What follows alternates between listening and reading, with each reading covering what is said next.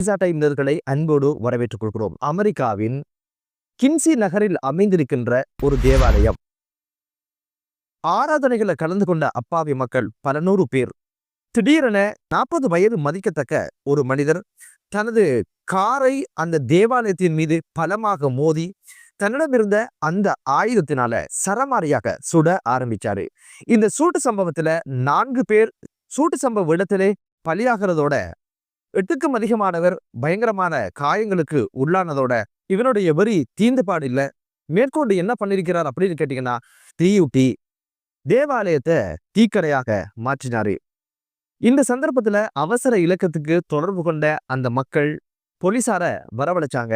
போலீசார் துரிதகதியில செயற்பட்டு கிட்டத்தட்ட தொடர்பு கொண்டு 8 நிமிடங்களுக்குள்ள போலீசார் மேற்கொண்ட துப்பாக்கி பிரயோகத்துல தோமஸ் பலியானதாக அந்த சம்பவம் நடந்து முடியுது. அமெரிக்க ஜனாதிபதி டொனால்ட் ட்ரம்ப் என்ன சொல்றாரு அப்படின்னு கேட்டீங்கன்னா, இது ஒரு மிலேச்சல் தரமான ஒரு தாக்குதல் அப்படின்னு சொல்லிட்டு இது போன்ற வன்முறை தொற்று நோய்கள் முற்றுப்பெற வேண்டும், அதற்கான நடவடிக்கையை அரசு எடுக்கும் ஒரு விஷயத்தையும் சொல்லி இருந்தாரு. FBI அறிக்கை என்ன சொல்லுது அப்படின்னு கேட்டீங்கன்னா, இது ஒரு திட்டமிடப்பட்ட வன்முறை சார்ந்த ஒரு தாக்குதல் அப்படின்னு சொல்லிட்டு இவர் குறித்த விசாரணைகள், இவர் யார் என்ன ஏது என்ற பல்வேறு விஷயங்களை FBI தேட ஆரம்பித்தது. இப்போது குறித்த துப்பாக்கிதாரி யார் அப்படின்ற செய்திகள் பெரும் அதிர்ச்சியை ஏற்படுத்தியிருக்குது. இவருக்கு 40 வயது, ஒரு குடும்பஸ்தர், 2 குழந்தைகளுடைய தந்தை, மனைவி இருப்பதாக எல்லாம் சொல்லப்படுது. ஒரு குழந்தை தீராத புற்றுநோயினால் அவதிப்படுவதாகவும் பல லட்சம் டொலர்ஸ்களை இதற்காக அவர் செலவிட்டதாகவும் சொல்லப்படுது. இதுக்கு மேல ஒரு அதிர்ச்சியான செய்தி என்ன அப்படின்னு பாத்தீங்கன்னா, இவர் ஒரு இராணுவ வீரர், அமெரிக்காவுடைய கடற்படை இராணுவ வீரர் என்ற ஒரு விஷயமும் இப்போது கசிய ஆரம்பிச்சிருக்குது. 2004ஆம் ஆண்டுல இருந்து 2008ஆம் ஆண்டு காலப்பகுதியில இவர் ஈராக் யுத்தத்துல கலந்து கொண்டதாகவும் இப்போது செய்திகள் வர ஆரம்பிச்சிருக்குது. அது மட்டுமல்ல, தனது 8 ஆண்டுகள்ல கிட்டத்தட்ட 3 பதக்கங்களுக்கு சொந்தக்காரர் என்ற விஷயமும் சொல்லப்படுது. அதுல முதலாவது பதக்கம் நன்னடத்தைக்கான பதக்கமும், ஈராக் பிரச்சாரத்துக்கான பதக்கமும், பயங்கரவாதத்துக்கு எதிராக தன்னை அர்ப்பணித்ததுக்கான பதக்கமும் என்று பல்வேறு பதக்கங்களை இவர் தன்னகத்தை கொண்டதாகவும் சொல்லப்படுது. சரி, பதக்கங்கள் பெற்ற, நாட்டுக்காக சேவையாற்றிய ஒரு இராணுவ வீரர் தனது நாட்டு மக்கள் மீது ஏன் தாக்குதல் நடத்தினாரு, எதற்காக இந்த தேவாலயத்தை இலக்கு வைத்தார் என்ற பல்வேறு விஷயங்கள் இப்ப சிந்திக்க வேண்டிய தேவையில அமெரிக்கா இருக்குது. இது ஆச்சரியப்படுறதுக்கு எதுவும் கிடையாது. இவங்களுடைய இராணுவத்தில் இருக்கின்றவர்களுடைய மனநிலை பற்றிய பல்வேறு கருத்து கணிப்புகள் கடந்த காலங்களில் பேசுபொருளாக மாறியது.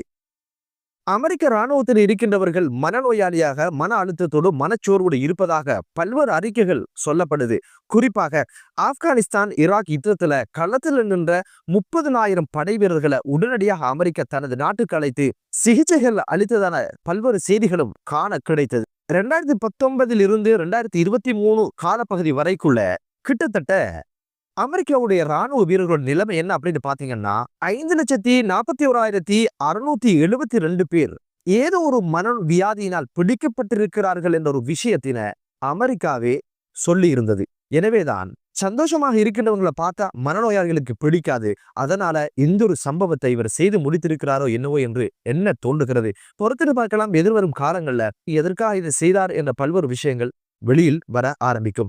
இப்போது தேவாலயம் தீக்கிரையாகி சாம்பலாகி இருப்பதாகத்தான் சொல்லப்படுது. அமெரிக்காவில் இதுவரைக்கும், இந்த ஆண்டு தொடங்கி இதுவரைக்கும் இந்த துப்பாக்கி சூட்டோடு இப்போது அமெரிக்காவில் இடம்பெற்றிருக்கின்ற துப்பாக்கி சூடுகள் 324 எட்டியிருக்கிறது என்ற ஒரு செய்தியையும் சர்வதேச ஊடகங்கள் வெளியிட்டிருப்பது கூர்ந்து கவனிக்கப்பட வேண்டிய விடயம். இந்த தேவாலயத்தில் உயிர் நீத்த அந்த உறவுகளின் குடும்பங்களுக்கு இறைவன் ஆறுதலை கொடுக்கட்டும் என்று கூறி, அடுத்த செய்தி என்ன அப்படின்னு பாத்தீங்கன்னா, இன்னைக்கு உலக அரங்குல மிகப்பெரிய ஒரு பேசுபொருளாக மாறி இருக்கிற விடயம் என்ன அப்படின்னு பாத்தீங்கன்னா, கிரிக்கெட் என்ற ஒரு அழகிய உறவு குழி தொண்டு புதைக்கப்பட்டு இனவாத அரசியல் வெற்றியடைந்த சரித்திரமும் கரைபடிந்த சம்பவம் தான் அது. 17வது ஆசிய கிண்ணம் தொடங்கியது. 8 அணிகள் பங்கு பெற்றதோட இந்த போட்டி பெரும் பரபரப்புக்கு மத்தியில் நடந்தேறி வந்தது. 28ஆம் தேதி பாகிஸ்தானும் இந்தியாவும் இறுதி போட்டியில களங்கண்டது. இந்திய அணி வெற்றி கொண்டது. இந்த ஆட்டத்துல வெற்றி கொண்டாங்க என்று சொல்வதை விட ஒரு இனவாத அரசியல் வெற்றி அடைஞ்சிருக்கிய என்பதுதான் யதார்த்தமான ஒரு விடயம்.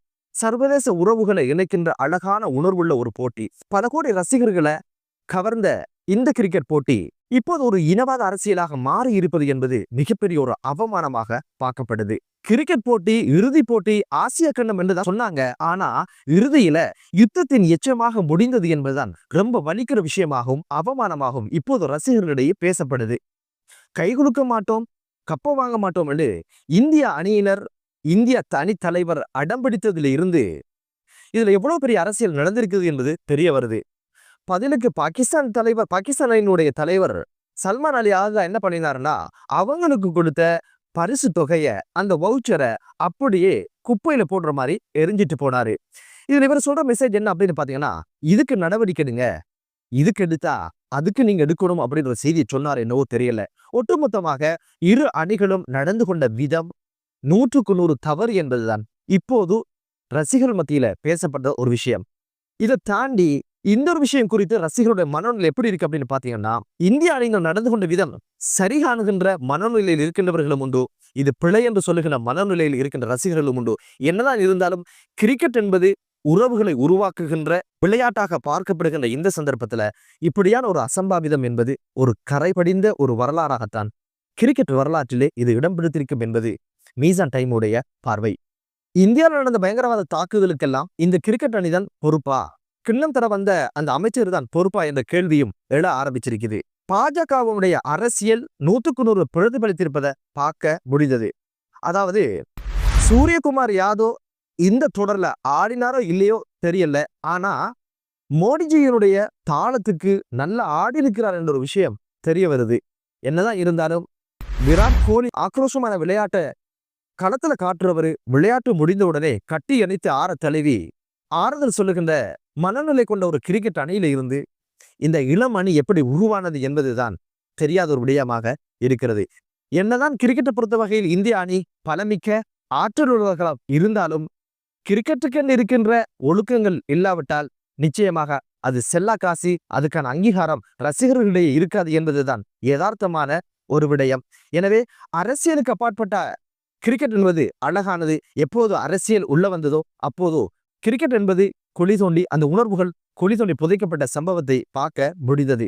இந்த தொடர்ல தமக்கு கிடைத்த பணத்தை இராணுவத்தினருக்காக ஒப்படைப்பதாக, இராணுவத்திற்கு அன்பளிப்பு செய்வதாக இந்திய அணியினுடைய தலைவர் சூரியகுமார் யாதவ் குறிப்பிட்டதையும் பார்க்க முடிந்தது. IPL நடந்தது, அதுல ஈட்டப்பட்ட வருவாய்களை மொத்தத்தையும் இராணுவத்துக்கு கொடுக்க இருந்துச்சு. ஆனா அதை செய்ய மாட்டாங்க. காரணம் என்னன்னா, அங்க அரசியல் இல்லை. பாகிஸ்தான் அணி வந்துட்டா அதுல அரசியல் செய்ய மனநிலை அரசியல்வாதிகளுக்கு இருக்கலாம், எப்படி கிரிக்கெட் வீரர்களுக்கு வந்தது என்பதுதான் தெரியாத ஒரு விஷயமா இருக்குது. அரசன் எவ்வளியோ ஆண்டியும் அவ்வளியே. மோடிஜி போட்ட தாளத்துக்கு சூரியகுமார் யாதவ் கொண்டு வந்த அந்த அணியினரும் பக்காவா அந்த தாளத்துக்கு அவங்களும் ஆடி இருக்கிறாங்க. என்னதான் இருந்தாலும் கிரிக்கெட் என்ற அழகிய விளையாட்டும் உணர்வும் குழி தோண்டி புதைக்கப்பட்டிருக்கிறது என்பதுதான் யதார்த்தமான ஒரு விடயம்.